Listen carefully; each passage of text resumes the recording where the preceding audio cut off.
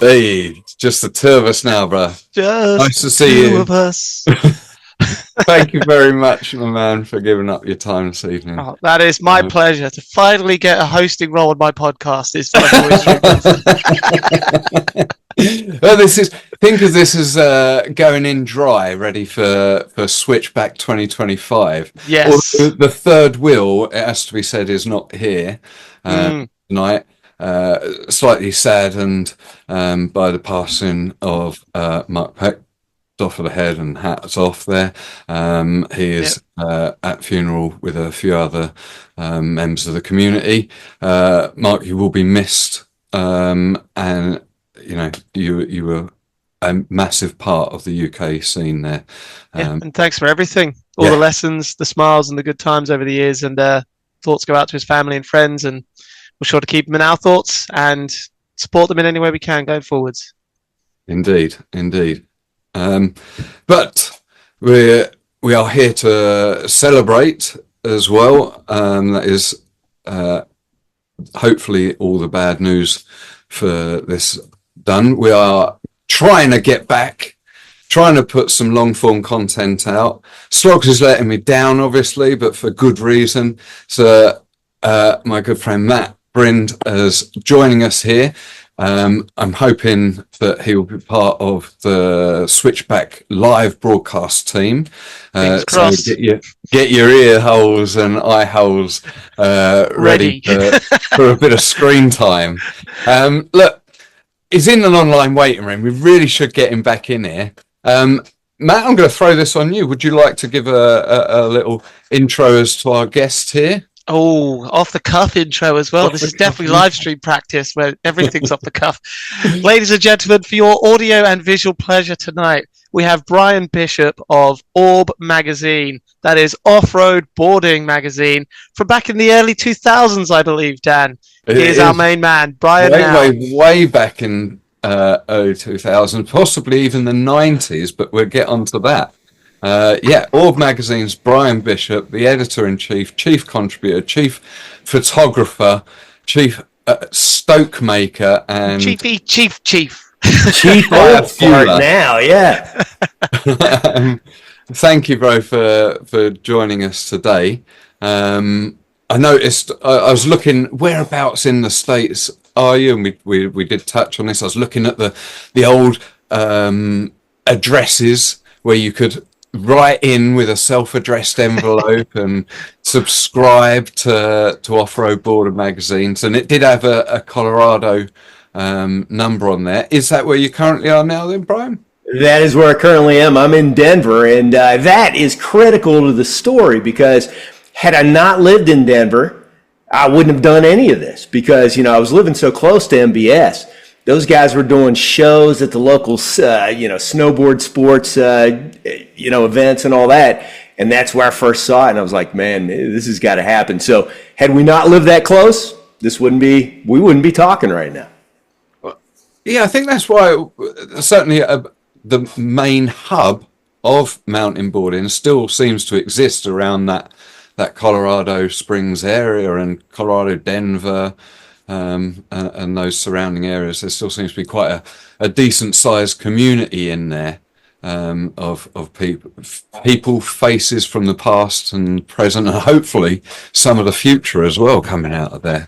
Yeah, there you go. And one of the key components of the whole thing, too, of course, is the Colorado. We have mountains, we have ski resorts, all that stuff. And so they need things to do in the summer. We had plenty of places to ride. Now you've seen, certainly with A.J. Lawson putting his stuff out, we got killer bike parks out here. That's just what we do in Colorado. And so mountainboarding was, the right thing to do at the time for sure because we had so much available to us. So when you say that you see the MBS crew sort of demoing and riding around, and that was what sparked your and piqued your interest. What sort of year are we looking on that? Because I'm thinking like XTs and the first sort of Snowmass events and things like that were back in like the 97, 98 Dirt Duels. Is that sort of the first sort of competitions of any? Yeah, I mean, if if I recall correctly, and there are a lot of arguments about who actually started mountainboarding, but, those guys really got on it about 92, 93, 94, something like that. And I probably came across them in the very first time about 98. But then it was in 99, 2000 at the snow show there that I said, I'm going to buy one. I'm going to get involved in this community. And after I got involved, it desperately needed a magazine, and so that's where everything got started. So 2000 was when I got rolling. Yeah, I was trying to think, like, it way preceded ATB mag, way preceded Scuzz mag by a number of years, and the only sorts of things there were a couple of.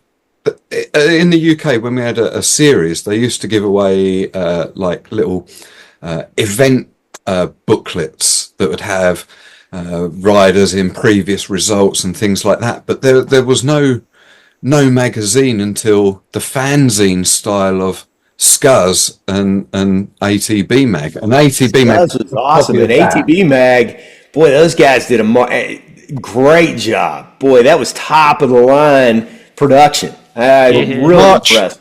March 2002 there. There you go. Issue 1. Was issue 1. And issue 7 of Scuzz, I wonder if that... Scuzz was important. Oh, yeah, man. It kept us on track. Well, this is the one of the major talking points for me is that you crossed the boundaries between the two. It was like... Whoa. You set it up nicely there, Dad. Let's tease them to stick with the podcast for later on. Yeah, let's go through it chronologically. So there's a crossover, isn't there, between Scuzz and Orb magazine down the line. Oh, I'm enraptured. I've got to listen to this podcast to the end to tell me. I should go to this. I should go over this shoulder to the actual copies of the Orb. Yeah, whip it out, Dad. Whip it out. Let's get in there. So you're a millennial, Brian. You're a millennial. I started at the turn of the century. So I'm Gen X, man. So I was born in '66, which meant that I grew up with Skateboarder magazine, well before Thrasher, all that stuff, and that made me who I am. And it made me yearn to do a magazine because I knew how important it was to me at the time, and I wanted to do something that was just as important to kids on mountain boards, youngsters who kind of felt like outsiders, and that's why the magazine really got started. Oh, fantastic. Did you study like reporting or photography or any sort of media stuff at school? How did that develop? You must have had some experience because it's quite a high. It's a high quality production and publication for the day. I don't think you'd say that about the first issue, and I don't think that I could be accused of actually studying it if you looked at the first issue. But the truth of the matter is, in college, in university, I studied radio, television, and film. My first job was in TV as a producer at an ABC station for the news, and that kind of really got me started in media and reporting and all that. And so, I wasn't very good at creating the magazine, but boy, I had a ton of fun, and I loved the progression. I loved every issue just got better, which was super cool to me. Nice. And with those, you would assume that as your popularity and distribution grew, like how did you even go about distributing it? Because we used to call them fanzines and stuff like that back in the day, where it was just a black and white photocopied thing that would be stapled together in someone's bedroom, real. And back in the 80s and 90s there were fanzines and zines about any sort of subject. It predates Google and Ask Jeeves and all that sort of stuff. That's right. That was the way that you'd keep in touch with your scene, or certainly the underground scene. Like mainstream music, for example, would have had your Rolling Stone and your Melody, that kind of stuff. Yeah. But that to finally be able to offer a fledgling community something to read, pictures to pore over and idolize and try to replicate. We talk one of the most important things in all board sports, especially mountainboarding, is style, and whether that's being in the air or riding on the ground, it makes no difference. Whether it's a power slide, the Japanese and Lance Levers got power slides on lock with super style. And not just that, though, Dan. I'm going to chime in there, but also the way you write articles and report on the sport as well makes a big difference. Because I have lots of memories back to reading ATB mags, reading Remolition, and the way the articles are written and the way it engaged me in the atmosphere and the environment of the events that they were talking about and the sessions they were talking about is a style in its own right, I think. And Orb was part of that. Yeah, definitely. I mean, maybe I'm getting the terminology wrong here, and correct me if I'm wrong, but being a part of the community and kind of writing from a rider's eye view, would that be termed as like Gonzo style reporting? What are you talking about? Yeah, Gonzo style, little Hunter S. Thompson, man. Where you're living what you're reporting about. You found an interest in mountainboarding and managed to merge it with your passion for media, and have found an outlet that you can buzz about and create a stoke in the same, Well, with the Gonzo style, and I certainly never achieved that, but my background was also in punk music, and so I certainly wanted to try to get that attitude across. But I also, I grew up not so punk. Everything's kind of, real straight-laced. And so I wanted to get into more Gonzo style. I never achieved it. Scuzz did a great job. There were zines out there that did a great job. ATB mag, they did a good job getting there, but I didn't have enough time to consider what I was writing. I was just trying to get it out. And so I just wanted words on the page that filled up the page. That was it. And if it came across, a little bit tough to read, maybe that was to my advantage, but it wasn't on purpose by any stretch. I think it is and was to your advantage, because it's honest.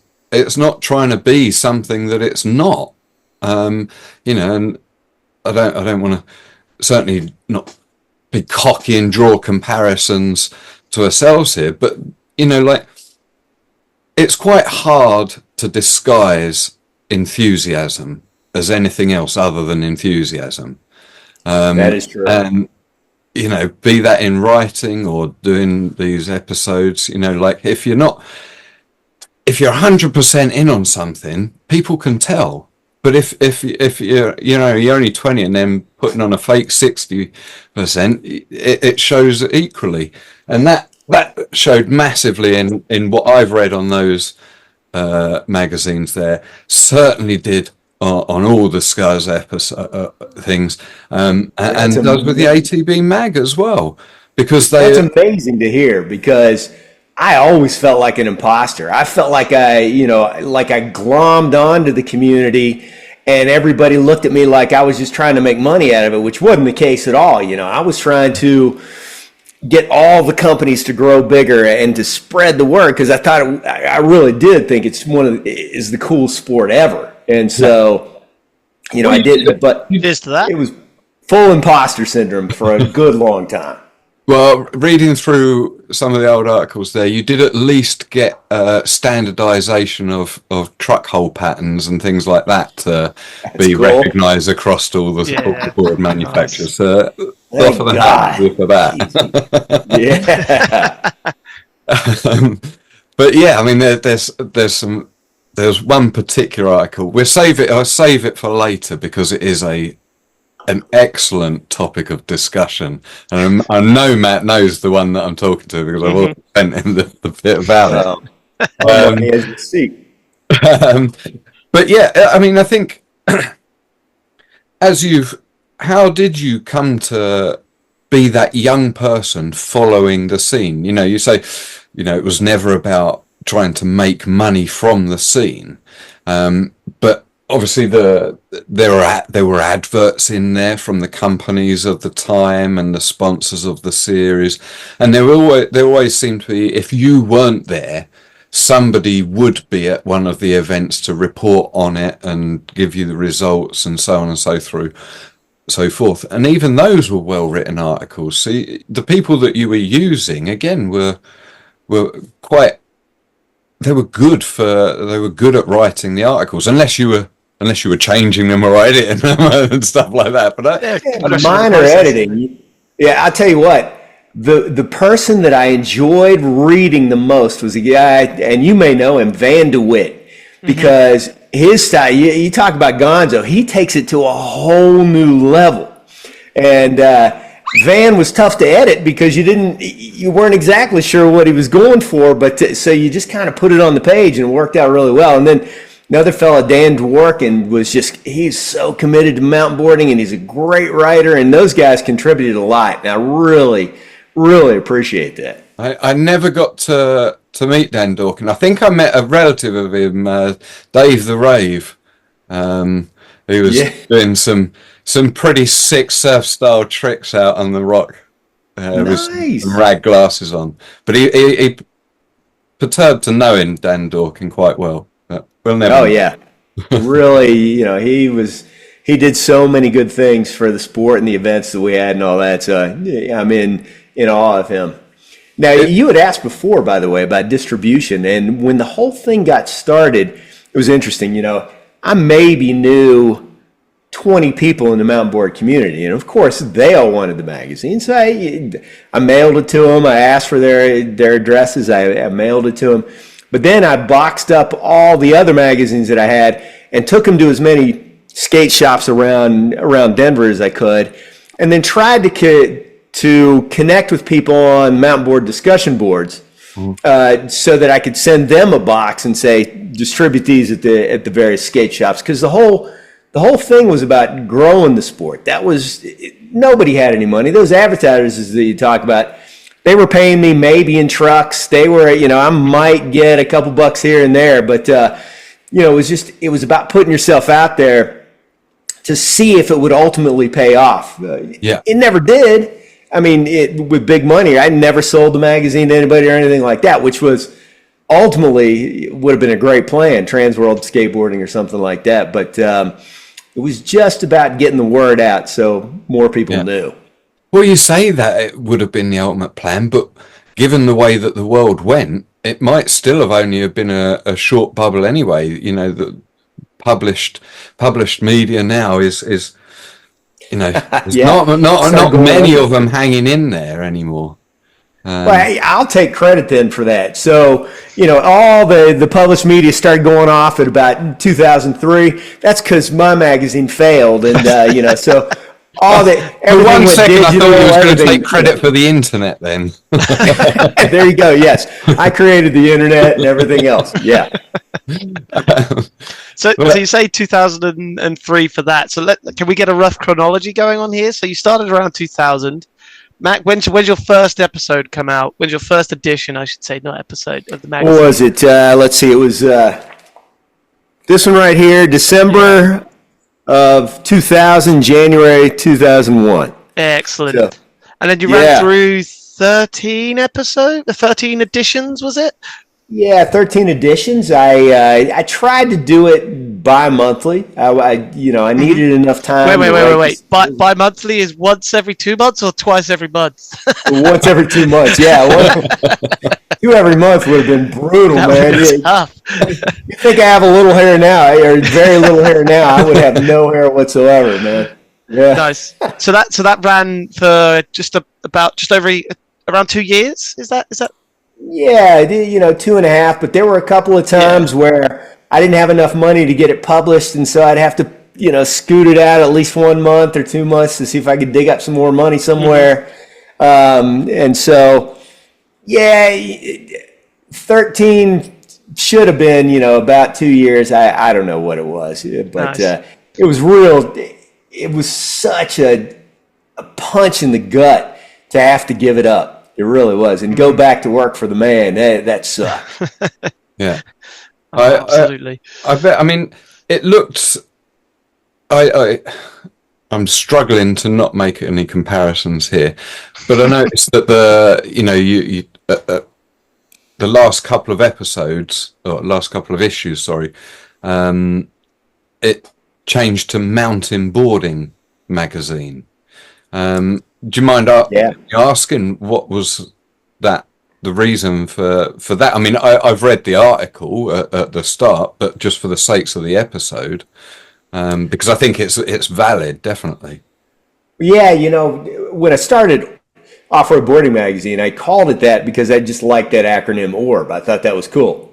And so I was like, oh man, what can I call this? And so that's why Off-Road Boarding Magazine existed. But then there was a point where I felt like people who were maybe seeing the magazine in the shops, they didn't know what they were picking up. They didn't really get it, because off-road boarding could be a million different things. It just didn't make any sense. And so I wanted to make it very, very obvious what we were talking about in this case.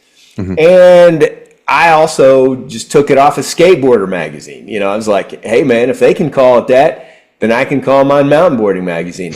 I tried to get it trademarked, and they were like, you're not calling it anything new. You're not doing any twist to make your title unique. So you can't have that trademark. And I was like, damn, man, I might have to have another name change at some point.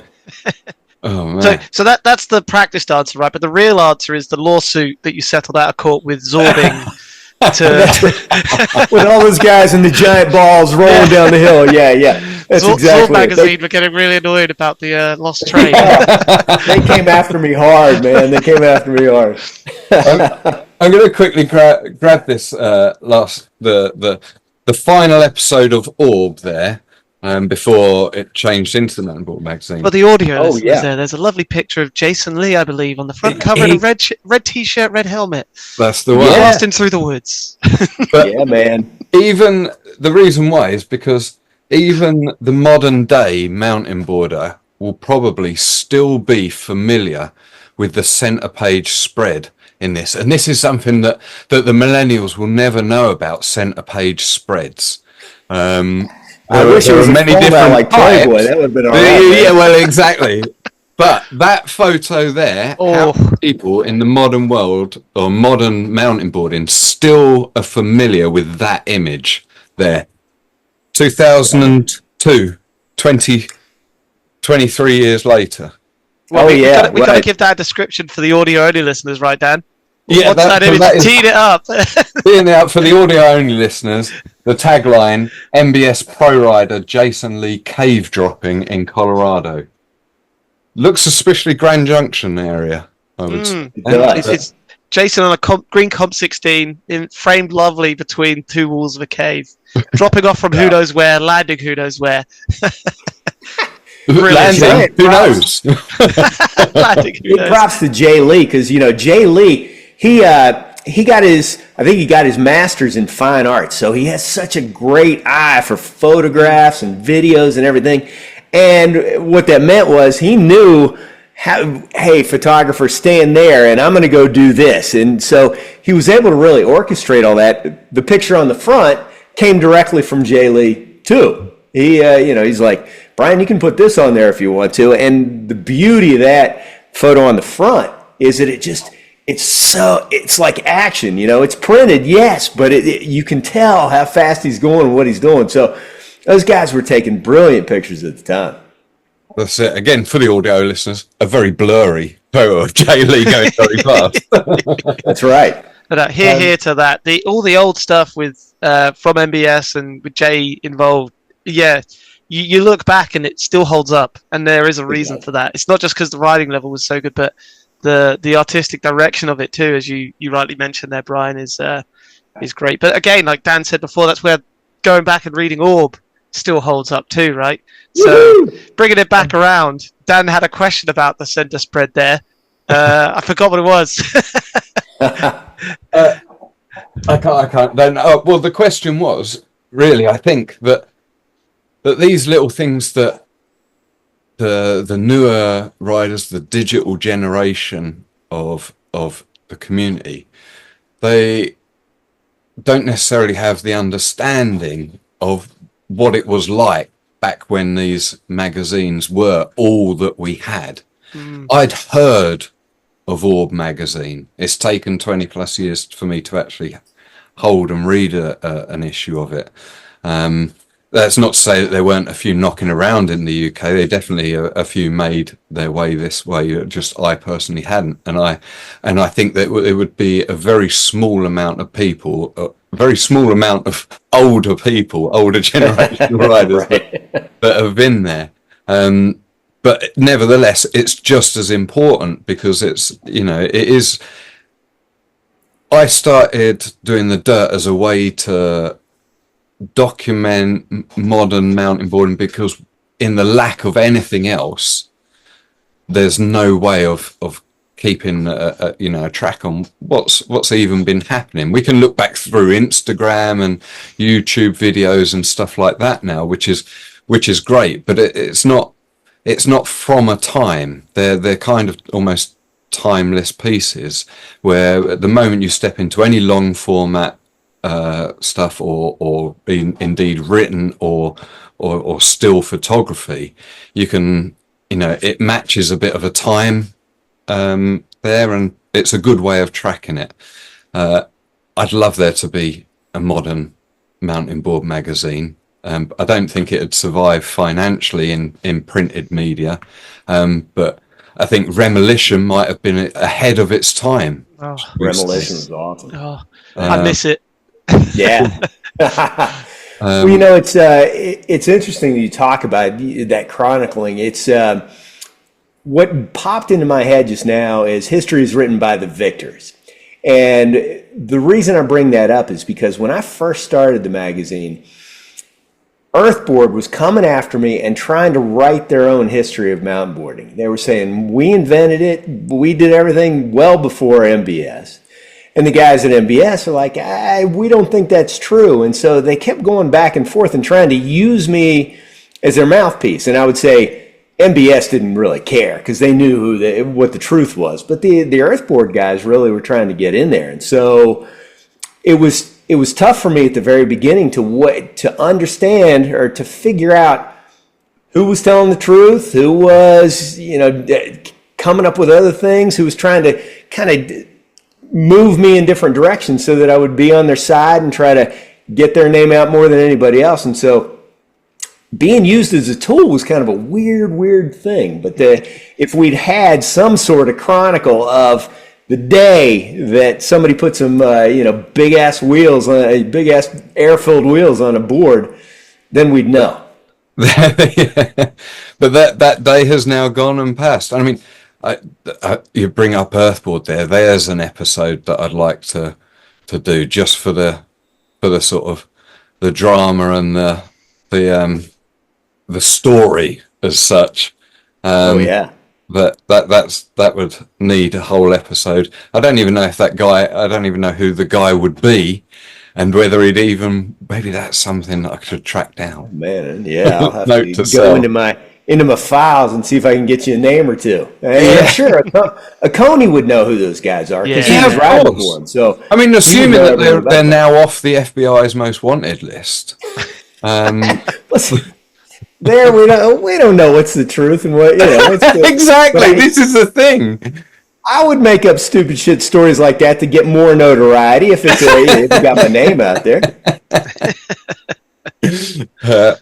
But yeah, it must be true. I read it in Orb or Scuzz somewhere, definitely, or heard it on the dirt. I heard it on the dirt. That's where. Oh, there you go. Yeah. Oh, you mentioned Scuzz there, Dan. So, is now the time? Do we've gone through some chronology. So Scuzz, shall we talk about? Yeah. this? Have you got a date of Scuzz starting? Do you think? Because it's certainly 2002 there. I've not got my magazines are all packed over there, and I've not seen any sort of dating on this. But this would have been running. Scuzz was running definitely by 2002. When did Mountainboard magazine do its one and only issue? Oh, so I have, let's see, Mountainboarding magazine did 3 altogether. Oh, no. Mountainboard, not Mountainboarding. Because Scuzz, Yeah. the fan favourite as such, with Steve Birkbeck on the back on his mobility scooter, Our times haven't changed.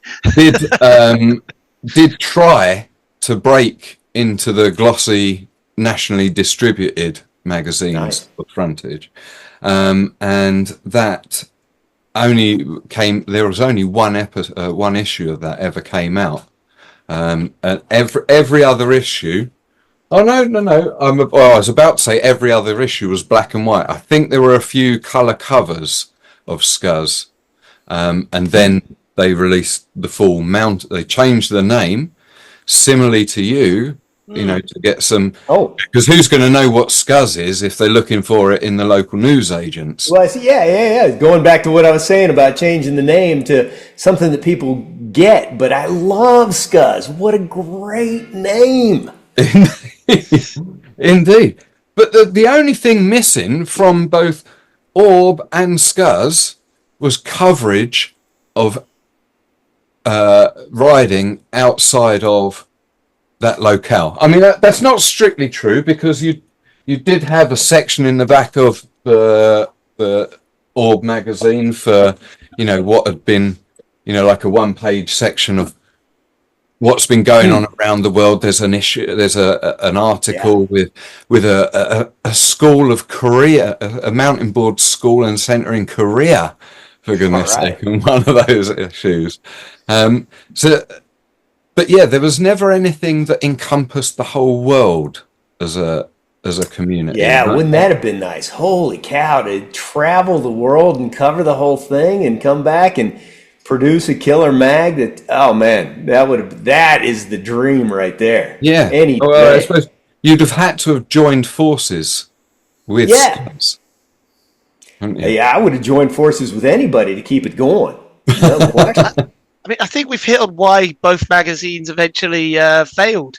They both went through an more obscure name change to a more formal name that says what it was. Orb went to Mountainboarding mag, and then Scuzz went to Mountainboard mag, and both failed within 3 issues. And there you go. I think the problem is Mountainboarding in this one. Yeah. Is that correlation or causation? Either way, it I don't know. happens to be true. Two is chance. 3 is two's a Yeah, let's coincidence. see. All right, so let's start a magazine, Dan, and we'll put Mountainboarding somewhere in the name and see how quickly it fails. If we can make it past 3 issues, we're doing There's all no right. curse. Done before it starts. And as long as we don't go full colour with it. Yeah. Never go full colour. never go full colour.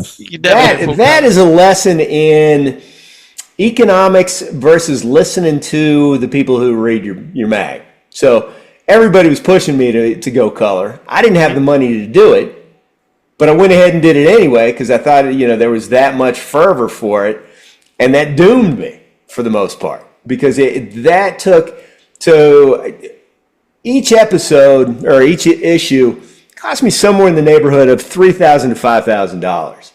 When we went up to full color, that went up to about $8,000, and things got real hairy right there. And I was just like, there's no more loans I can get. I can't take any more money out of my parents or anything like that. So it just it couldn't happen. Oh man, that's a shit ton of money even for the modern day to be finding every couple of months. Let alone for back then. Yeah.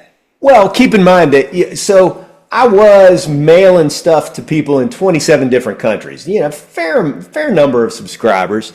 And so part of that cost is mailing distribution costs, sending those boxes out to people all over the United States and all that other stuff. So that's baked in there, but still, and that wouldn't have been affected by whether it's color or not, but that's still, I had to factor all that in. It was a brutal thing.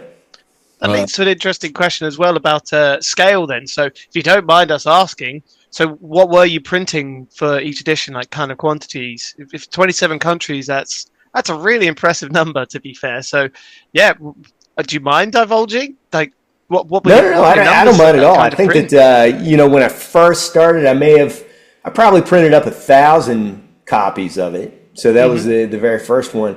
And then by the end, I was printing up about 3,500, I think is what it was altogether. Yeah. Yeah, which but the vast majority of the people who got their hands on it were not subscribers. There were people going into the skate shops and that kind of stuff. Yeah, like you say, you're getting it out there, right?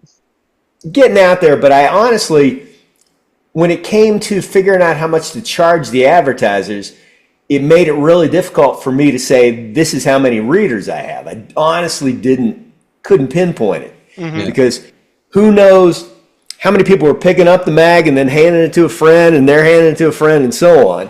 Or were they just hanging on to it? Yeah. Were the skate shops throwing them away? I have no idea.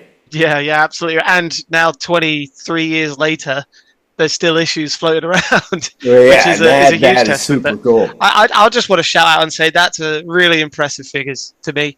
I don't think I tip my hat to you. 3,500, even just 1,000 copies to start off with that's a massive undertaking. So well done. And thanks. Well, you know this about people who mountainboard. We're all kind of bold. So, I was going to go for it. I didn't want to play around. It didn't work out, but I gave it a shot, And it also did, though, right? Yeah, I mean, as much as maybe it's not still around, but you got through 13 episodes of fantastic storytelling. It survived the test of time. And, I guess looking back, it's probably with fondness you have for that time. As I mentioned, at the moment, there's a lot of stress around, holy cow, how am I going to get the money together? How am I going to get the stories together, etc. But down the line, it's, I imagine, just quite a fond memory. It was a blast, even when I was hurting for dough, man. I was having a great time. So, I'd travel out to Kansas. I'd go out to Moab. I'd go all over the place, take photos, ride, hang out with, as you guys know, the best people on the planet. Big, giant family, and learn new things every day. And so that was just super cool to do. I didn't care if the money was just going straight down the drain. That's all right. Yeah, so I'm not going to let you say that it failed anymore. All right. Because it just went under. It didn't fail. It just it ran its course, maybe. It ended, but all good things come to an end. But it just leads me to more questions. So how much were you traveling around to cover the stories yourself? Because this is back in the time where there's the East Coast and the West Coast tour, if my history is correct. So you had like an East Coast tour in the US, mountainboarding, West Coast tour in the US, mountainboarding, or is this a bit before that came around? Those are vague memories to me. So, I remember on the West Coast, Coney and some other guys were riding with skaters like Ryan Sheckler, doing the core tour, that kind of stuff on the West Coast. On the East Coast, I don't remember it being all that much, and I could be wrong. I might have some East Coasters coming out to Colorado to beat my ass, but get them back on the board when they do.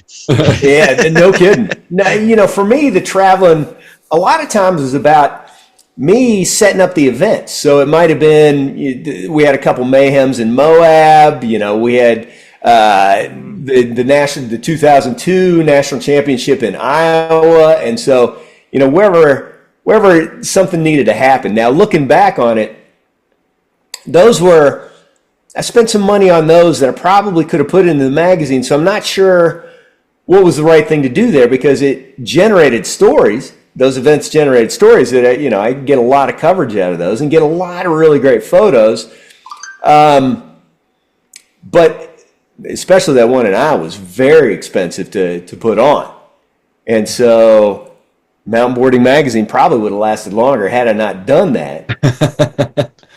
But that was one of the best times ever. Well, you're going to have to go into that one a bit more then. Let's hear this story a little bit more about Iowa, the bankrupting event. Right. Let's see. I don't know why. I mean, maybe some of our contests had just kind of slid off, and I was like, I need to do something to really pump this up and make it the biggest event we've ever had. And I had gone out to Iowa for a race at a place called Sleepy Hollow, and it was just kind of a one-off event.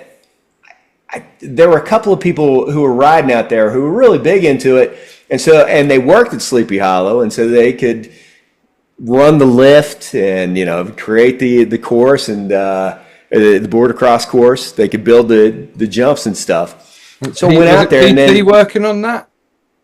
I'm sorry. Was it Pat Thomas working on that? I seem to remember That he and Mitch Stiegel ultimately designed the course for 2002. Yeah. The one that we did, the smaller event, they probably worked on that. Matt Knoyer was out there running all the excavators and all kinds of other things to really get it built.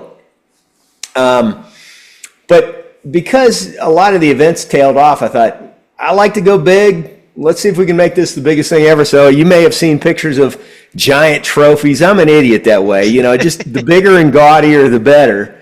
But all the sponsors chipped in all kinds of great prizes at the end. I mean, everybody came from all over the world. It was the U.S. Open, so people were, the dude Mick, I don't remember his name, from Dirt Surfer. He was the guy that tried to do a 360 on a dirt surfer and cracked his femur in half. That was hardcore.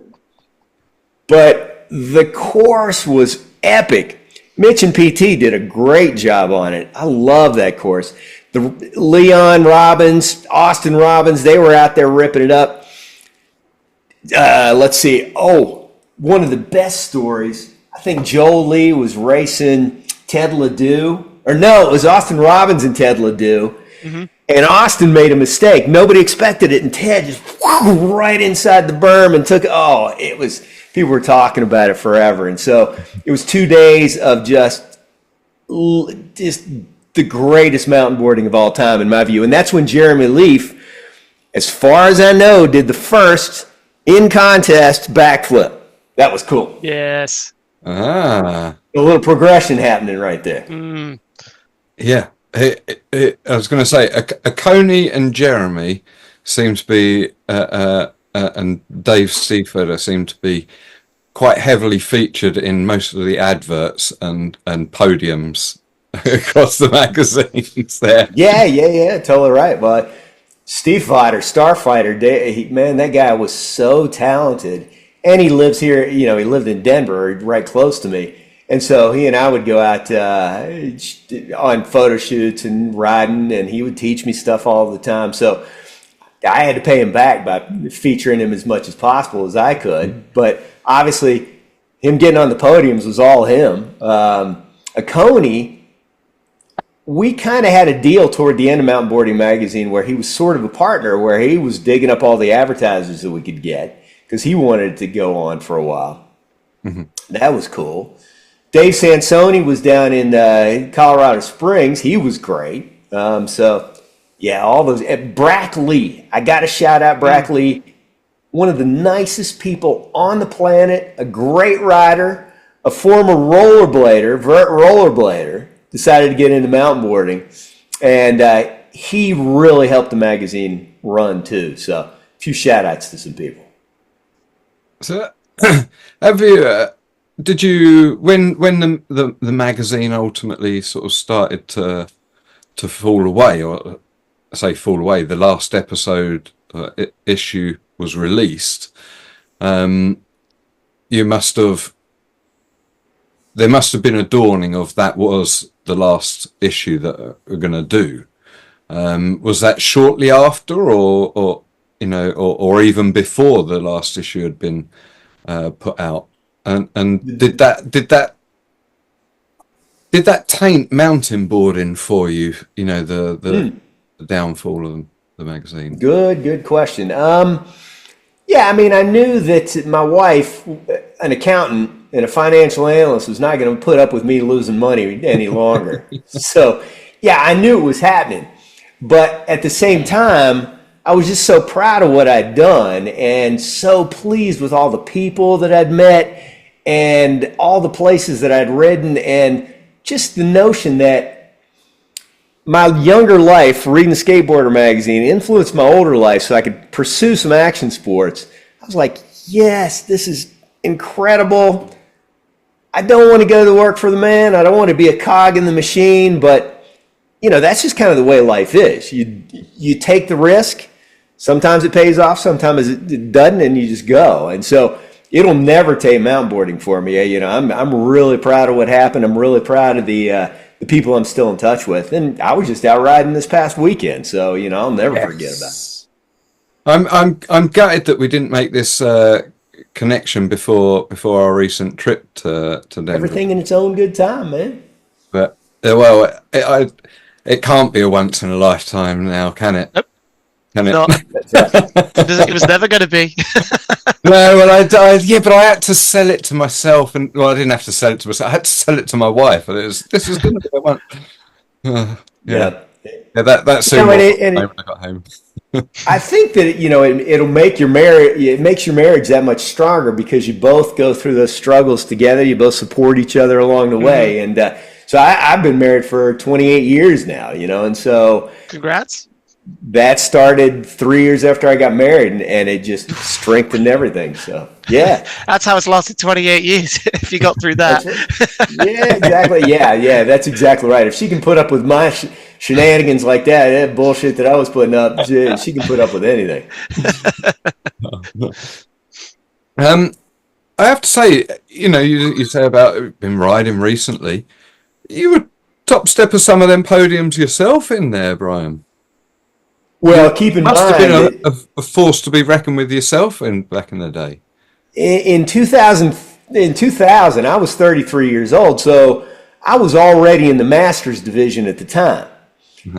And there weren't a lot of us. Don Baker was great, Jeff Parker, great, PMC, fantastic. And so, we raced each other every now and then, I'd get lucky. Some of those guys would crash into each other, and I might go by, or, whatever it was. But usually it was a matter of me kind of picking out my events where I know not too many Masters riders are going to be out there. And so,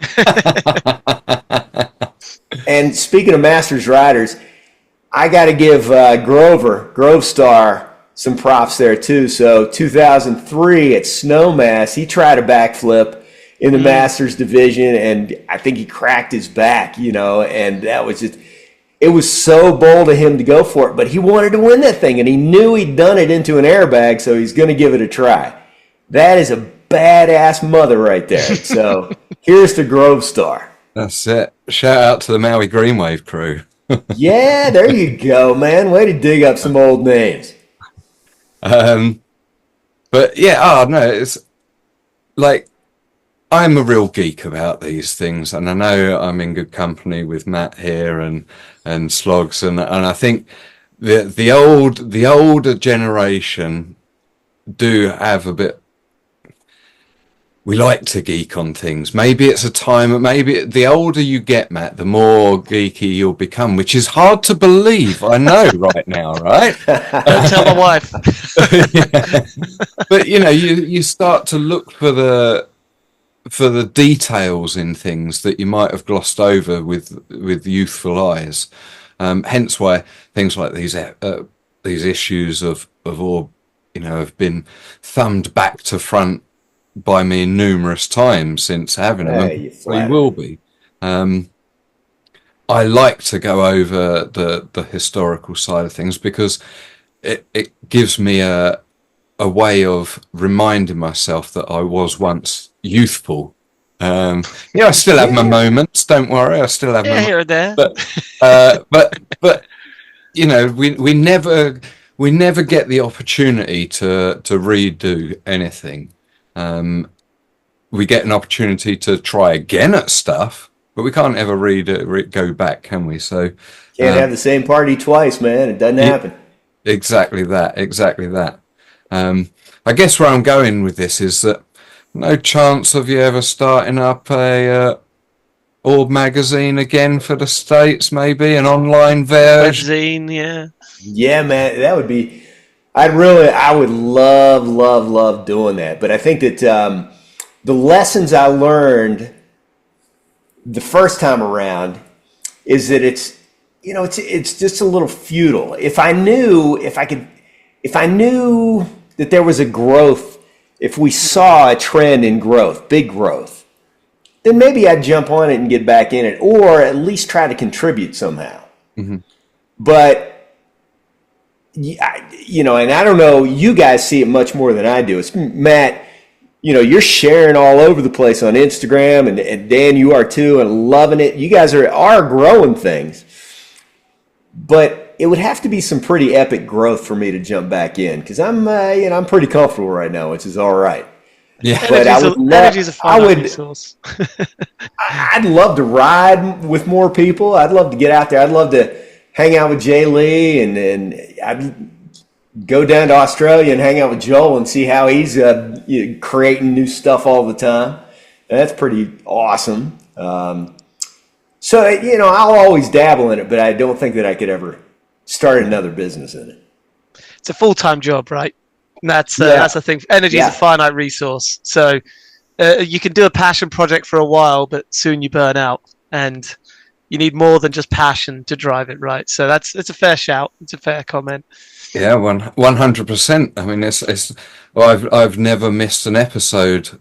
I said I'd do almost weekly episodes, and definitely haven't missed a week since starting. No, you've been metronomic. It's that's some pressure, man. You're like, maybe a kid's sick or something's going on, and a lot of people would make the excuse to get out of it, but well done on. No, I've definitely had some time off here, Brian. Wait a minute. So there's sarcasm floating around. I got you. Yeah. But how many episodes? What number episode is this, though, Dan? So let's not have a downer on the efforts that you've put in as well. Much like Org didn't fail, it ended. There's no harm in having a slower release schedule for the Dirt podcast, considering how deep into it you are and the efforts you put into it in the past. So I will pull up YouTube. Take my hoodie off here. You're making me blush here, Matt. You've caught me in a very emotional mood.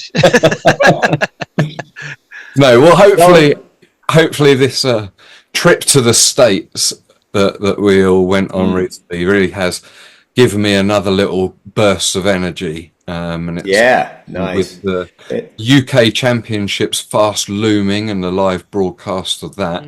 It's only is that at Bugs? Is that where you guys are having that? Yeah. Nice. Yeah. What a first great place. Weekend in August. And I love the way they've expanded kind of the radius of the berms and stuff. A lot of work's gone out there, which is really cool. Would I have attended something about teas and jams or scones and something like that at one point? And if so, would it have been at Bugs? Cream teas and jam was the first iterations of it. That was run by the BFC. Yeah. They started that. Knock Hill? Around 2007 or 2008 would have been the first times they had cream teas and jam. Okay. For a few years it would have been running. Yeah, Knock Hill had one. There was definitely ones at Bugs in the past, and then again more recently is Dream Teas and Jam. So there's potential there. So when were you in the UK? Would be the first. I was living in London between 2006 and 2012. So I was definitely it was at Knock Hill. There's no question. So I used to go down to Red Hill all the time, down to Reigate. XBP. That's where I got all my chops. Like I live in Essex, man. So that was an hour away from me. So the first 3-4 years of me riding, we'd go down nearly every Saturday or Sunday down to there with our local friends. Well, you're not old enough to have crossed paths with me, but I was definitely down there. Andy was there running the shop, and that was my time. That was I started 2005. I started 2005. So, there we go. Yeah, when Andy Packer, was running it. Yeah, we must have crossed paths down there. Your face was very familiar. I was I've seen this man before. We must have crossed paths at some point. I wonder if Slugs was still working at Red Hill then. He was just before. Was he just before Packer, or was he? No, he definitely did a year with Packer down there. But yeah, unfortunately, I was a couple of years before your arrival at that centre there, but yeah, I'd have been in France. I should imagine 2000 by 2006, really. The tow rope to get us to the top was a revelation. That was fantastic. Yes. Every centre needs that. I mean, I know, I don't ever want to talk bad of Goldie, but the the Toyota Hilux that just ferries thousands of mountain boarders a year up and down bugs. But those drag lifts that we had at XBP in Red Hill and then at Hart Hill as well in Chester, they were incredible.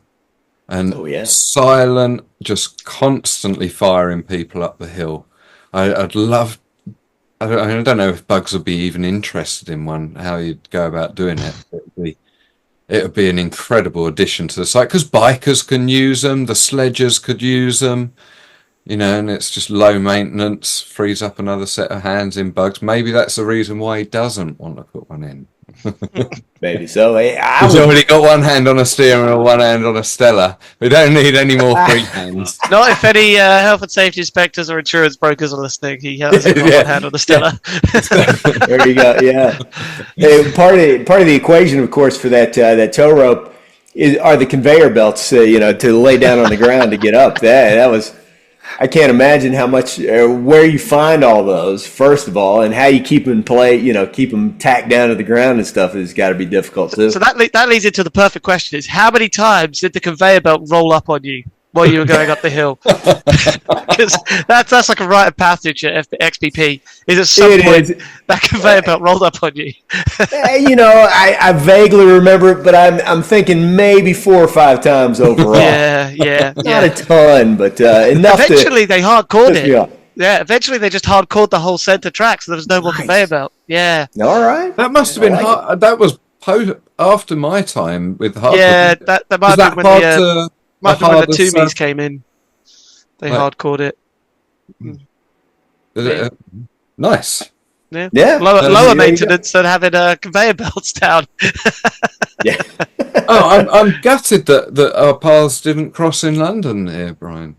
Yeah, that would have been cool. And if I get back over anytime soon, I maybe I can rent a board when I get over there, and we'll just all rip it up. We can lend you one. Don't have to rent one. Well, yeah, I imagine you do have a few stashed away. Yeah. I've got a big cushiony soft landing you can come ride as well, so hit us up for sure. Hey, I've seen that. I've been yearning to do that. That'd be incredible. Now, and by the way, at some point, I want to turn the tables on both of you and start interviewing you because that's my background, and find out. I've come prepared. Wow. Have you really? I've come prepared for. I'm assuming the question you're going to ask, if I can be so bold as to find it quickly. And before we find this question, I've got to bring up one article in here about Cody's favorite topic, and you put it down so eloquently in your article about snowboard bindings and heel straps. And this potentially, you realise that this has the potential to predate heel straps in the UK, thus ending the debate over, why foot diaper's a bad thing when they're a US invention. Yeah, this is revelatory new evidence that's been brought to the forefront here about foot diapers. So the heel strap thing is an argument as old as time, as far as I'm concerned. So, and I realized, because I'm a snowboarder, I wanted to be, strapped in. I'd come out too many times trying 360s and stuff. And so, the heel straps came in handy. And so I took some webbing for backpacks and stuff and created some. But I wanted to, that's one of the things I wanted to do with the magazine was teach people how to do some DIY things. Because the magazine itself, the whole ethos was DIY. And so, how do we build a rail? How do we create heel straps? Whatever you need, we're going to do it. Go. Yeah, there you go. That's it, man. I still use those for my snowboard boots. I put those on my snowboard boots and drag them around that way. And as mentioned earlier, the next page is the article on Korea.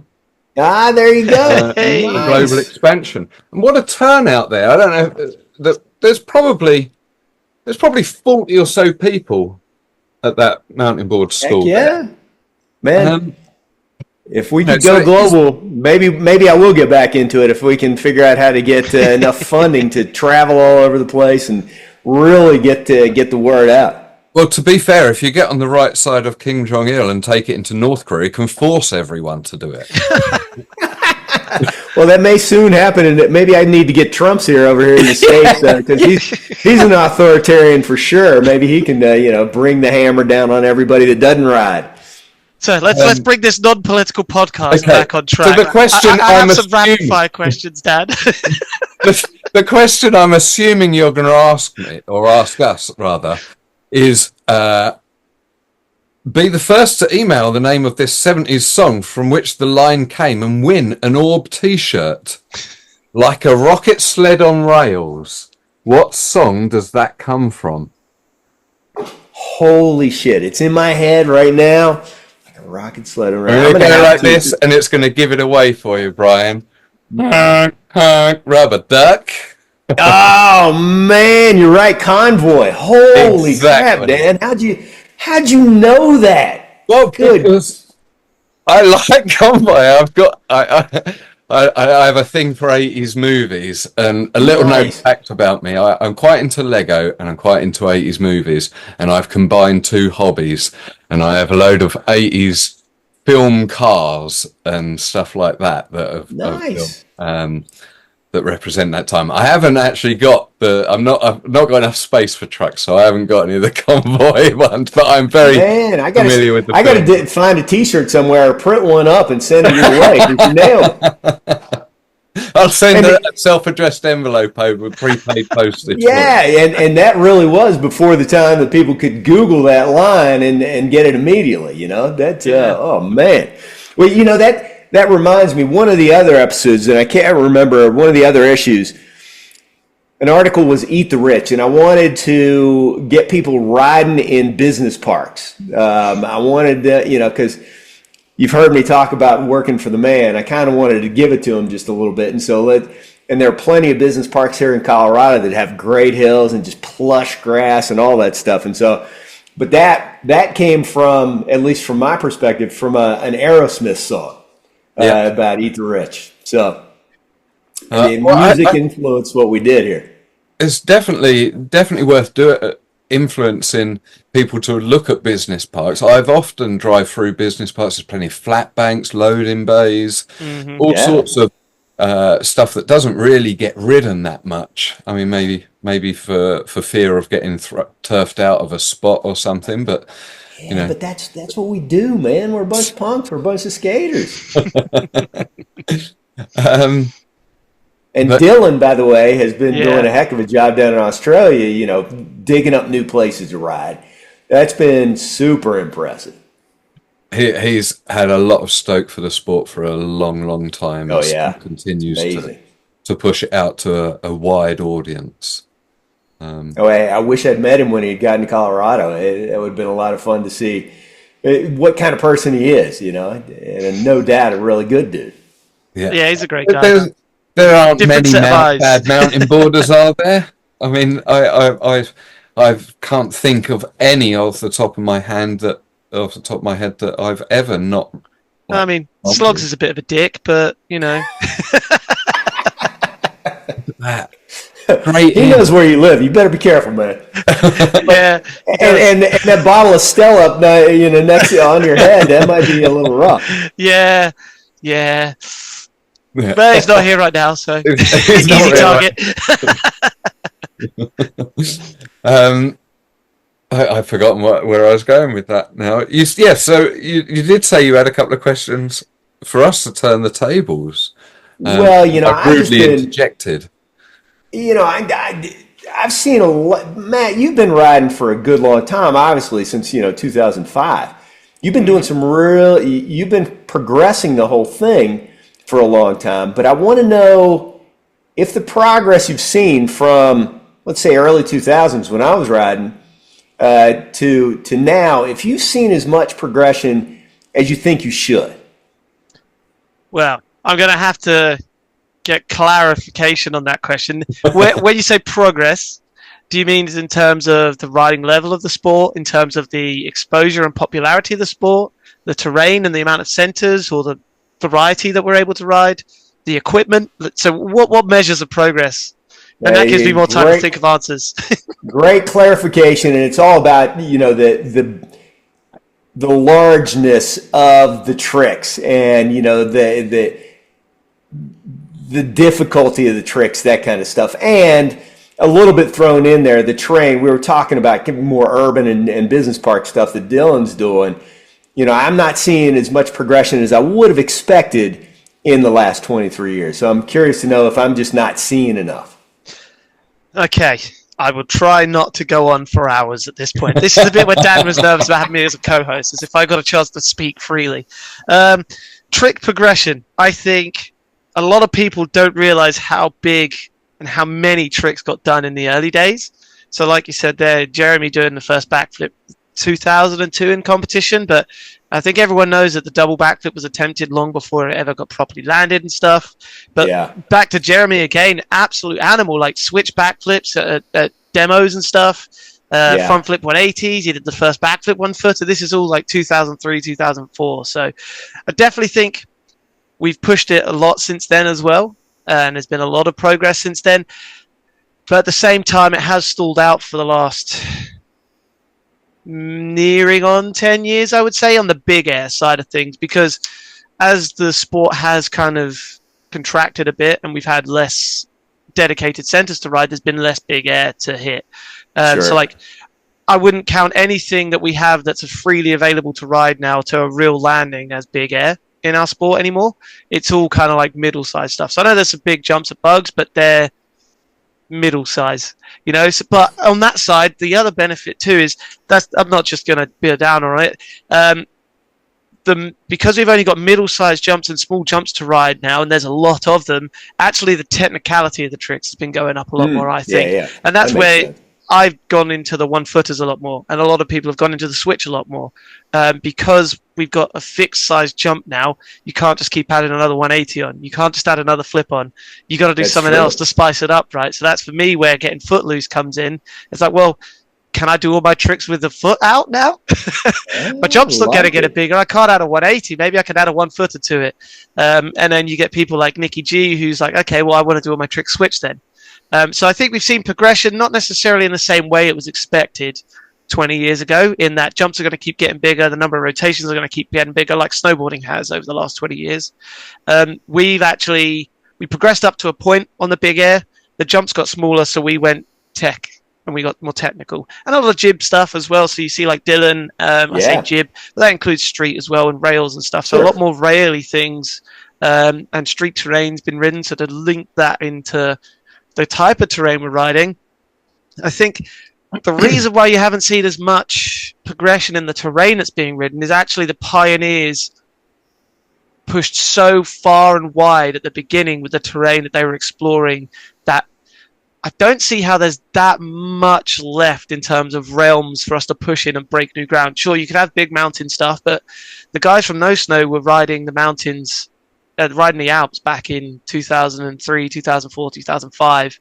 So they've already done the big mountain stuff. We just haven't seen it kind of rampage style, but I don't think our boards lend ourselves to that terrain too much either, because the fundamental problem, in apostrophes for those who are listening on audio, with mountainboarding is it's all about speed management. You compare us to a bike, you compare us to a snowboard or a ski or any of the other big action sports, even skateboarding.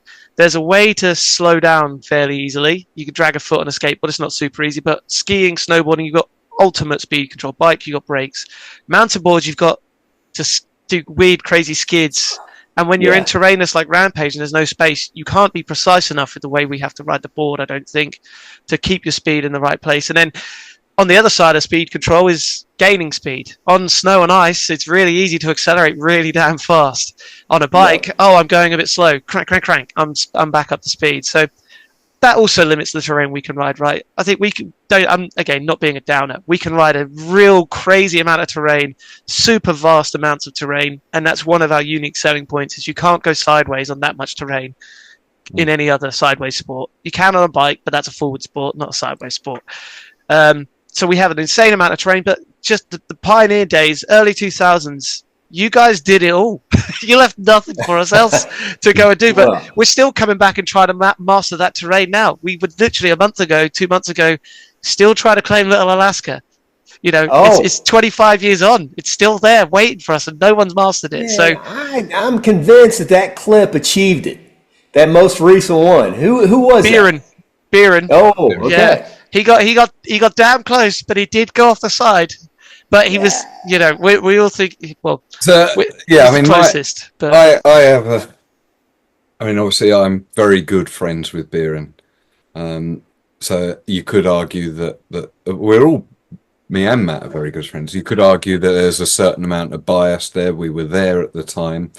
What I will say in response to yours is at the clip after the celebration of getting to wherever he got to, you see him then jump the board round to the fall line of the hill, and the board will not move because there is no fall left to ride down. Right.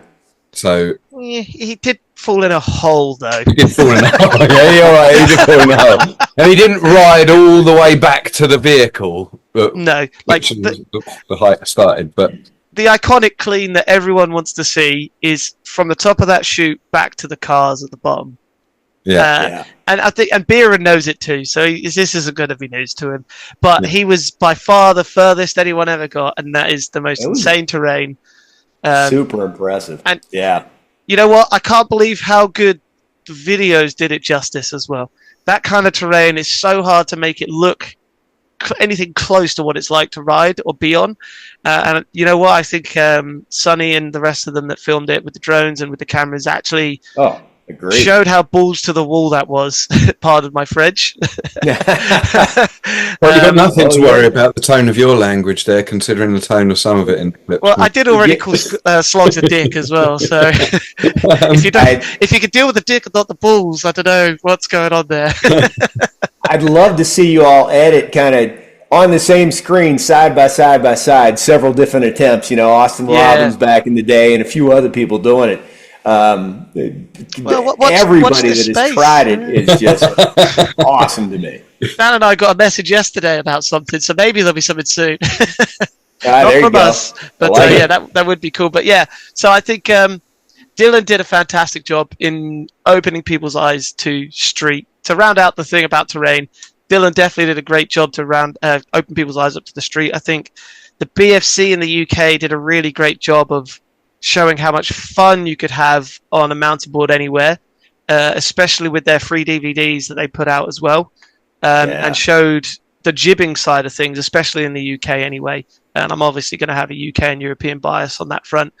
So there was new terrain to be found, and people have found it and put it out in the faces of the riders. Speaking of jibbing, by the way, I was thumbing through one of the issues, and I can't remember which one it was, but there is a shot of, I think it's 100-foot rail at Hooterville that somebody was doing. And I was like, I remember putting the page together, but I was just in shock that somebody was able to do that board slide for that long. It was incredible. Well, we had what was happening. Eamon and Emlyn have been doing it, and a few others now at Bugs have been trying to set up the long rails, multiple rails in a line. Nice. That's great. They were going to do it at the French Champs a couple of years ago at LA Park as well in the woods. They had enough rails to set up like 102 foot or something to try to beat the record. It was Jeremy Leaf at the Holler, was it? This is Austin and Leon. Okay. That's at Hooterville. Austin on the top. Yeah, you said. But you're right. Man, I can't believe you brought that 100-foot rail up that was out in North Carolina at Justin Rhodes' place. That was incredible. Yeah. Oh, man. That place was a progression too, right? They had the foam pit at the bottom, I think, and then I remember a bunch of clips from the Holler. Justin was the first one to try the Superman, and you guys have been doing it since, and he cheated, everybody's been trying to get that perfected as well. Sorry there, Brian. I've just got to draw attention to that. There was zero hesitation in there, was there? The second Justin Rhodes' name come up, I was ready. to throw the claim out that he did. I'll put it on record. He didn't cheat. Oh. I think we said in our video about it as well. No one ever cheated. I can't take No. off holding my bindings. It's not cheating at all. It was, he was trying to get that body straightened out and get the bindings up to his hands at the time. He really did a lot of important stuff himself back in the day. Because he did the Wolverine as well, didn't he? So the finger flip. That's as well. right. So All kinds of stuff. You've asked me a question. Do you have one for Dan now? I do. And so, Dan, the vast majority of the clips that I've seen recently are of the new MBS electric board. And so that is quite interesting to me. The electric boards have been around for a while. Some gas-powered boards back in the day. All that. Do you see it taken off at because its price level is super steep for the vast majority of people, and is it important to be able to go uphill? Because the riding downhill, I can't imagine it's all that easy with that weight on top of the board. So, I think there's a few questions there to unpack in one. Yeah. First thing, is it important? Is kind of like quite a large part of that question. Yes, I think it's important. I think that personal vehicles have been eyed up for decades, centuries, way back to probably your youth of growing up watching the Jetsons and so on,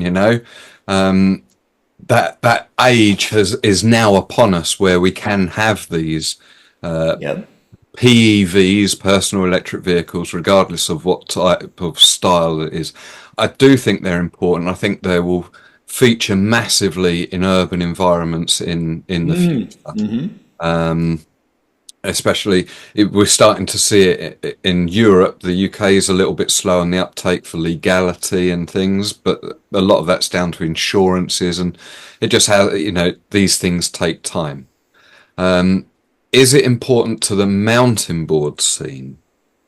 Is a bit of a different question. I think, as you said, and we all know, in the mid 2000s, especially around 2008 credit crunch crisis and an ever changing world with online presence and stuff like that. The removal of budgets from big companies and entrepreneurial type people withdrawing their budgets for inputting into a a grassroots sport like mountainboarding at the time has all but stuttered to a stop. So at the moment there is kind of or certainly COVID times, post-COVID, there's a bit of a wave to be ridden on the electrification of these little personal vehicles. Do I enjoy them? Yeah, I gotta say they are absolutely incredible. For somebody, the price point, you're looking at a couple of grand. The price point for a decent slopestyle BMX bike with no electrics, couple of grand. The price of an electric mountain bike for, that's decent, not an Amazon Bezos special, you're looking at probably 5-6 grand. So they are definitely cheaper. They're still expensive, and yes, the price of entry for youth is really tough. Non-starter, for sure. However, one of the big parts of mountainboarding is the session, right? And it's something that the MBS have just sort of started to touch on with two styles of board. They've got a lighter weight board and a heavier weight board. They haven't changed a battery pack. Both those, all the battery packs that are currently used are all aimed at getting a certain amount of range and mileage, where I don't know, I could be wrong, and I think Eamon just uses what he's got, but I should imagine that if you were to say to Eamon, somebody who goes off and does demos for MBS on the electric, would a lightweight version with less range enough to have a couple of hours lap time on a kicker entry? Would that be more appealing to you, or that sort of thing? Is there scope for more freestyle orientated electric boards? Potentially, and then that also removes the need for a hill, then, doesn't it? Because or you don't, you're band to wind up and slingshot you, right? Yeah, you can get going, for for all intents and purposes, for less than $5,000, you could go and get an electric mountain board, an MTB hopper, and a small airbag, and have that in your driveway and just run laps all day, every day. Well, I suspect where MBS started with this is it will be just the progression you're talking about. After all, they have the background in Atom longboards and all the electrics that they do there. And so, yeah, they will get all this perfected, no doubt about it. But my question comes from a standpoint of a little bit of bias as a mountain biker. There I am. I'm all analog all the time, and I'm pretty firm on that because as I get older, I want to stay strong, right? Mm-hmm. But when all these fat asses come flying by me on the electric bikes, it pisses me off, and so I just want to make sure, So here's the thing: have you get in touch with Jason and PMC and get down and take an agent out, and you will soon realise that whilst you have the power to get up hills, that doesn't mean it's easy to get up hills. Yeah, that makes sense. Like we foolishly thought at the time of doing Snowdon, when me and Slogs rode up and down that most of the path would be like the bottom third of the path. And of course it isn't. Now we managed to ride down all of it, reliant on gravity and the fact that you could roll. It's easier to roll over a set of steps downhill than it is to roll over a step uphill. Yeah, of course. And the fact that the electric throttle has a reverse on it means that you have a brake for it as well. So totally right. Anything that is considered steep or whatever in a downhill, you can ride at your own pace. So as an elder person, I believe that electrification will give you longevity of ride. And I believe decades. I don't see with an electric setup like that and a dwindling comfort zone as we get older, that I still believe that my comfort zone would be big enough for me to be able to shred turns on an electric board all the time I have my balance to stand upright. Yeah, I get you. And going uphill, man, that can be a lot of fun. Indeed. I mean, I think the e-boards open up so much terrain for the Mountainboard, right? Because as I alluded to earlier, Mountainboard's problem is its speed control. Well, the e-board gives you speed control now, and the perfect example for me on this one is our trip to Grand Junction. We were driving the cars out from Little Alaska. Eamon rode his e-board the whole way from where we were for Little Alaska out to the main road. But not just on the path we took. He was diving off left, right, center, up the steeps, down, all over the place. And he did like 8 to 10 miles. You just, in one run, in one hit. Talk about some cool terrain. That's perfect for that type of board. You're right. Exactly. You're right. So like you don't get that kind of riding on a mountain board. So everything's got its own space. Like in my head, they are separate things. I ride it like I ride a mountain board if I'm coming down the hill and going up a little bit, but you got to, use your thumb a bit more, sure. And then on the other side of it as well is, I think it's another revenue stream for the mountain board manufacturers, and they desperately need them. More power to them. Yeah. As long as they're selling them and they're getting more profits, or they're getting money into the company to keep them making mountain board stuff, then it's all good with me. If they stop making mountain board stuff, we're all screwed. But, go ahead, Dan. You definitely, there is I am geographically challenged in many ways when it comes to the community. Now, I am such a snowflake in that I've created a little niche for myself to be able to ride an analog board any day that I like, which is fantastic.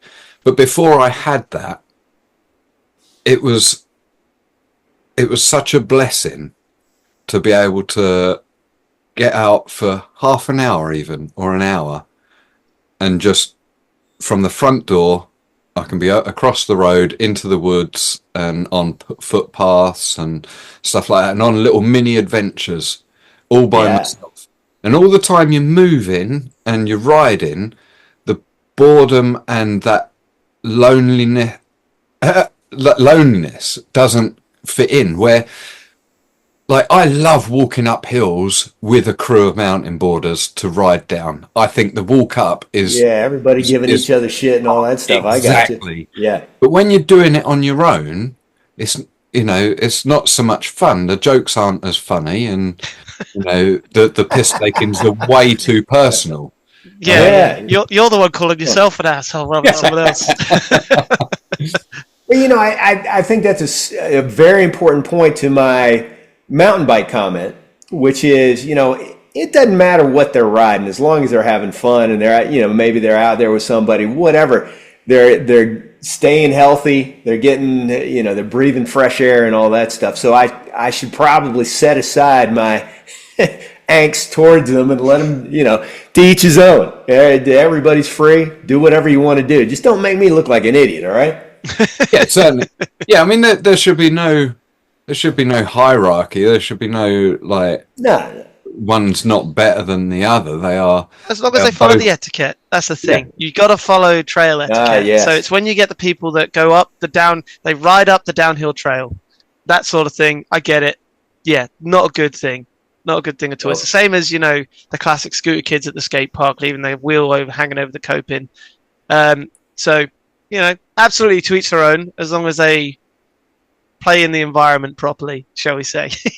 Yeah, I'm down with that. If someone's not going with the trail rules, they need a little talking to. Make sure they know what the rules are before you assume they're just being ignorant. Indeed. But Indeed. yeah, that's part of the problem, I think, maybe with it.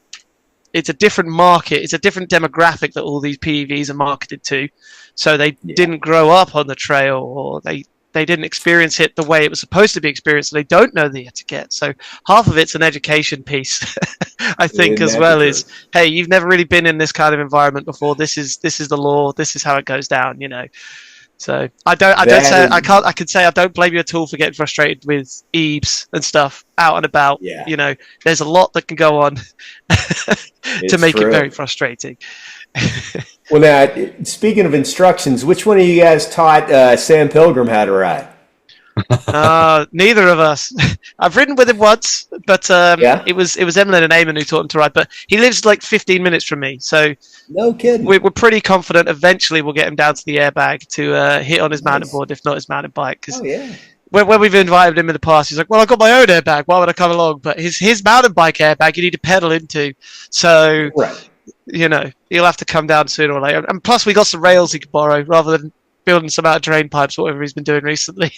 Exactly. Well, yeah. Get him down there. I mean, I think that he looks like he's gotten hooked, and I think that could, be a bit of a spike because he has so many followers. I think that Absolutely. Was, however you all got a board in his hands, that I don't know if he did it on his own, but that was a brilliant move because a lot of people watch him, and his personality is magnetic. And so if he's on a board, other people want to get out there. The key is he genuinely looks like he's having a great time. And I will, at this point, give the shout out to Emlyn and MBS for getting him on a mountain board and giving him a discount to buy a mountain board as well.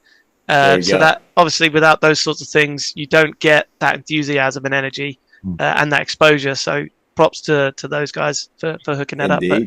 But yeah, also keen to not milk that teat too hard or too fast to kill the enthusiasm, I should say. That's true. He's only down the road, so I'm like, he knows we're here as well, me and Andy, because we ride with his other mountain bike friends all the time up at our jump. So,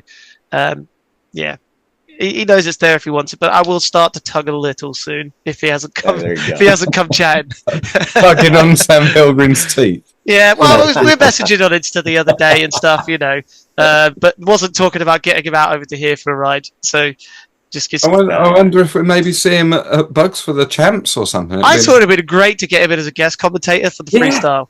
But again, I don't want to scare the man off because he's just got into mountainboarding and everyone goes, "Oh my God, someone who's got exposure! Please come to all these things, do all the things with us and for us." He'll just go, "Oh no, I'm going to go ride this stair set of doom instead, thanks." I think you're playing it right. I remember back in the day, people like, and you wouldn't know him, but a celebrity, Danny Bonaducci, got aboard, and he rode it down this giant hill out in California, and we thought, oh, man, he's going to talk it up real big, and nothing happened. You just got to kind of let things grow organically, that's a good move on your part, for sure. I mean, certainly if Sean White had stuck with mountainboarding, it might have been a different... He'd probably be a lot worse snowboarder, though. He'd have had too many injuries. That could very well be. Yeah. I was trying to think as I was preparing to talk to you guys.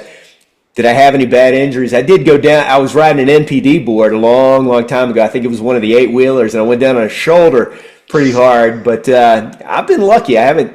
No doubt. I do remember a couple of concussions, but nothing major. So, have you guys been all right most of the time? I think my shoulder's pretty shot these days, but is that right?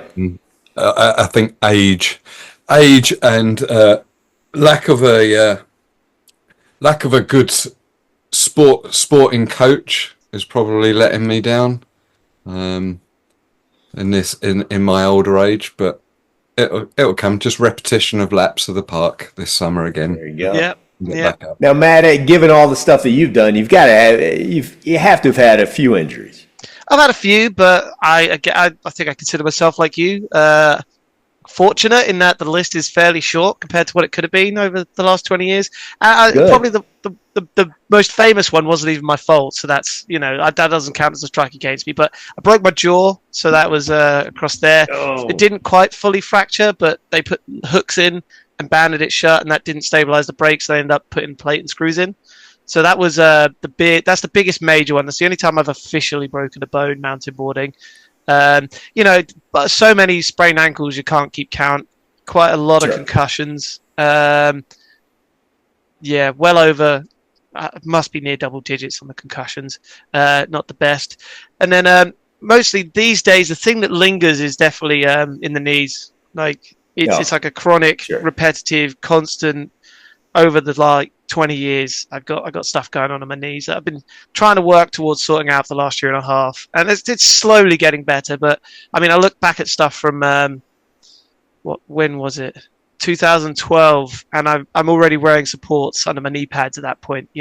So I've been having the trouble with those my knees for at least 12, 13, 14 years. So you're not going to fix it super quick, but I consider it very lucky. Yeah, one broken bone mountain boarding, but a stack of sprains. My worst actual injury that is still lingering to this day. I did playing squash. I broke my ankle playing squash. The racket sport. Yeah. So that's the worst one I ever had, I would say. There you go.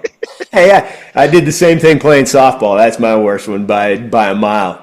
But all the things, the places that I got to ride. So I had no doubt when you all were out in Grand Junction, you rode the 6-pack and the 12-pack and all that stuff. Just an incredible set of jumps. We drove past it, and also I don't know if you said the same in your car. Oh, look, we need to ride that, but we never. No. Yeah, we had like half a day at Grand Junction. That's all we could muster. Enough. So there's going to be a trip in the future. I think I'm keen to get out there and camp for 4 or 5 days. Every morning for breakfast is Little Alaska 4 or 5 laps because that's what you can do to hike it. And then lunchtime you head out maybe on the e-boards to go and find terrain to ride. When you find it, you come back and get the regular mountain boards. So the e-board becomes your exploration tool, and then you go and get the fun stick. There you go. Plus you'll be able to experience the changes in the terrain. Because I'm not going to spoil this. We will do an episode on the US trip for those that have made it this far into this episode. but the one thing that I took away from there was Emlyn and Eamon's comments, and they were like, the terrain under wheel is so different to what it was a year ago when they came up it. You know, they rode their electric board straight up the ridge line in the year before we went out there, and nobody could even make it a quarter of the way up the ridge line this time due to traction changes. And so then it started conversation then a little bit of how and what makes that terrain change. You know, is there a certain moisture level that allows a thicker crust or a thinner crust, or, you know, does it depend on if cars have, you know, and bikes have been through there? Does having those vehicles going through there and it being a choppy aid or you know, detract away from it? There's so many variables, and Matt's right. You know, you kind of need to spend 3 or 4 days there to have a range of you know, terrain there. It's not changing the terrain itself, but the underfoot feel. Yeah, well, so if you stay out there a few days, Matt, you'll be sort of like Monet going out to the lily pond and, you know, sketching up the same pond every day, you know, every year. But the reason he did that is because the light changed every day, the weather changed every day, everything changes, and that is, you know, it sounds boring on the surface, but to somebody like him, you know, that those differences in the terrain, everything is a new variable, which is really, really cool. That was the thing that I came away with the most from there is every lap I did in Little Alaska. I'll save it for the other one, Dan. Shouldn't be going down this. Save it for the other one. But yeah. Hey, speaking of out that direction, so that's obviously directly west of me, and you all went to Moab. I'm going to go out on a limb and say that I introduced everybody to Bartlett Wash. If anybody can dispute me on that one, let me know. But that was the first mayhem in Moab. I knew about it from some mountain biking sessions prior to that. And I said, hey, you guys got to come out here and check out Bartlett Wash, because I think it's like a mountain board playground. It's like a giant skate park, and that's obviously what it is. And so if anybody, Jason may have found it before, but I don't think so. Huge. Wow. I know. Huge. I'm bold that way. Bold, high statement. Love it, though, because you basically found Mecca. Yeah, that's what it feels like, for sure. Loved it out there. For me, anyway. Yeah. Well, fellas, I need to get back to work. It's been an absolute pleasure chatting with you. You conjured up all kinds of memories, things that two things that I want to say. One of the most vivid thoughts in my mind is Coney slamming so hard after that attempt at the double backflip and just being bloody everywhere. That was hardcore. But giant props to Coney, and big props right now to AJ Lawson, who I met when he was 16. You know, he's probably almost 40 now or something like that. He has epic control of his body. I just cannot understand how he does that. And so other props go to all you, Matt, Jeremy Leaf, Dylan, all these guys who somehow naturally know where their bodies are going to be in space and time. And I wish you all could rub off on us, you know, in a good way. Excuse me? Right. Somebody slots I didn't say it that way. You know what I mean, though, right? Yeah, thank you, sir. A good list of mad props there. No, any mad rash to add as well, or Mad rash only. Let's see. No mad rash. You know, I'm seeing a lot of just killer social media posts. Really, it's coming up in every feed that I have. I just wish this would all take off so we could just do this all the time for the rest of our lives, get paid giant money, and have a ton of fun traveling the world. Oh. We will still live in that hope and dream. We've been living that hope and dream for years. Let's still keep it alive. Look, Brian, thank you so much for giving up some of your time here today. I think it was a pleasure. Segue to finish up there. 100%. I really appreciate it. Obviously, there's so much more to Off-Road Boarding Magazine and Mountainboarding Magazine that we. It's rude to have even said we've scratched the surface, because we haven't. Got 5 questions on here. Rapid fires. We'll get them next time. No. Oh, yeah. All right. No. I have time. Go for it, Matt. Go for sick. it. Awesome. That's 5 set. Yeah. I can't do it. What Slogs is a 10 set. He's got more courage than I do. All right. So, Brian, what was the most interesting story to write for you from Orb? I think it was the stories that I participated in. So I think one of the best ones for me was going down to Colorado Springs, and we all ran uphill with our boards strapped to our backs and then rode the downhill on the other side.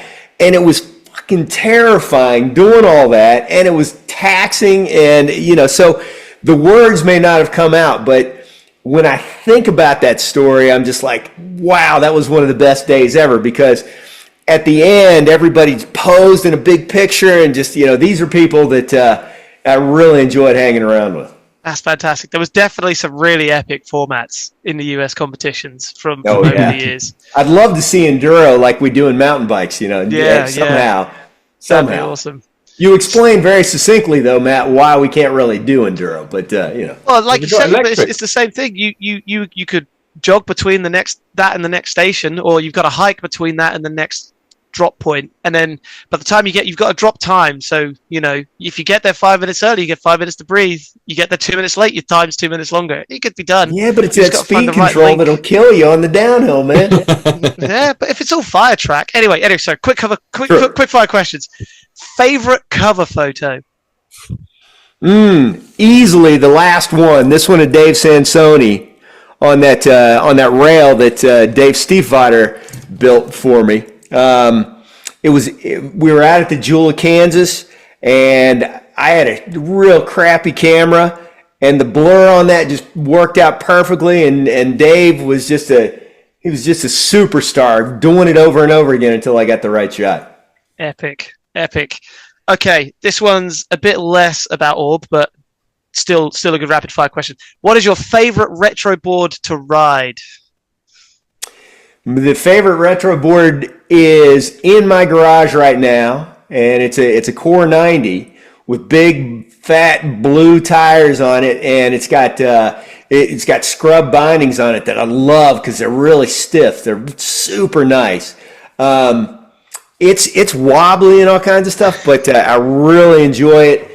And I wouldn't know what to do with a new Dylan Warren model right now, because it'd be too plush, it'd be too luxurious. Nice. So, favorite retro board for looks? Is it that same board, or what's your favorite board graphic? No. So for me, it's the Cricket, Cricket from the old days, because that was my very first board, and I like the art on that a lot. Excellent. Okay, only a couple more questions to go. You're crushing it. So, what spot would you go to if you could that you've never been to before? That I've never been to. There, long time ago when I was living in London, this epic mountain bike park opened up in Germany. It was like Weimar or something like that. Winterberg?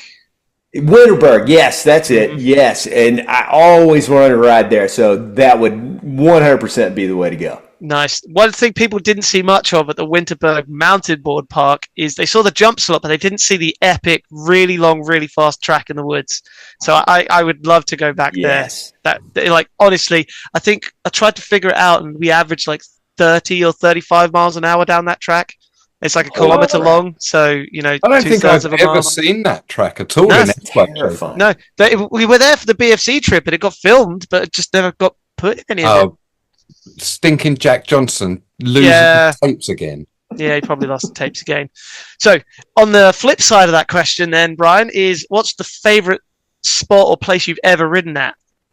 As a man who's been to many spots, this is a tough question, I imagine, to answer. This is, and we've discussed 3 of them. So I need to whittle it down to one. But I loved riding in Red Hill. I love the 6-pack in Grand Junction, and I adore Bartlett Wash. I absolutely do. Now, all that stuff really requires for you to rub off on me, Matt, and give me some body control so I can actually do it like it's supposed to be ridden, Hey, Coach Matt will come out anytime. Don't worry about it. Even when it's not being asked. Okay. So I got one last question for you. Right. It's less of a question, more of an opinion piece. We've been working for a while now to try and come up with a collective noun for a group of mountain boarders, and we can debut our thoughts of what we think the collective noun for mountain boarders should be. We came up with it in the lounge waiting to get on the flight home from America, and we believe it should be a dreg of mountain boarders. What do you think? Yes. What do you think the collective noun for mountain boarders should be? We think a dreg of mountain boarders. Yes, because when you're drinking a beer, you get down to the dregs at the end of the keg, something like that. That is very appropriate. I'd love a mosh of mountain boarders. That would be all right. Oh, yes. So I'll take. I'd go with drag any day. That sounds fantastic. Yeah, mosh is not a bad shout either, though. Dad, get a poll going. Brian, that was my quick fire questions. Thank you very much, sir. Styling and profiling with Matt and Brian. Nice. There you go. Absolutely right. Well, know that if the magazine were still around, you guys would be featured in it a lot. I'd be hitting you up to write pieces. Yeah, I was going to say, you wouldn't have a choice. I'd be sending you articles to right, publish. Man. And I would take all that I can get. That's the most efficient way to do it. Yeah, nowadays, I would be leaning on AI, but you guys are my AI. Send them my way. Well, if ever we can work around a large scale, worldwide, multi-input, so nobody is fronting all the effort all the time, we'll give you a holler, maybe write a piece or two for old time's sake. Totally in, man. Anytime, any day. Just don't have mountainboarding in the name. No, we don't want to doom ourselves right off the bat. Never go full color. Yeah. Exactly. Fellas, thank you so much. It's been great. Ladies, gents, thank you, Brian. Thank you, Matt. This has been The Dirt. We'll catch us on the next episode. Way aye, man. That was dead canny as out, that like. Cheers for tuning out to listen. Now, before you gan yem, don't forget, if you want to keep getting doing with the Dorty Dort fun, like and subscribe. Get amongst it. Shy Ben's getting out.